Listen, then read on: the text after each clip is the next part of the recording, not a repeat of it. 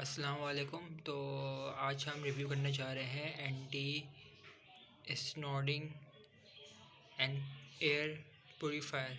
ठीक है, तो ये स्नोरिंग की मीनिंग क्या है कि ये खराटे बोलते हैं। ठीक है, तो देखिए यहाँ लिखा हुआ है purifier air and make breathing easier, continue positive airway pressure और PM 2.5 फिल्टरिंग। ठीक है, तो ये सिंपल सी एक डिवाइस है जो खराटे वगैरह जिसको ज़्यादा ले रहे होते हैं तो उनके लिए वो ये नाक में ला के सो जाएँ। ठीक है, तो इस तरीके से ये है।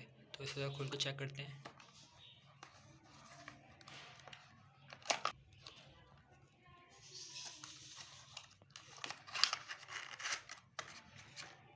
तो ये देख सकते हैं डिवाइस मैंने निकाल लिया।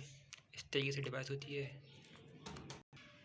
ये देख सकते हैं आप, डिवाइस बिल्कुल सॉफ्ट है, प्लास्टिक की है। देख सकते हैं ये प्लास्टिक के ऊपर और ये रबड़ है।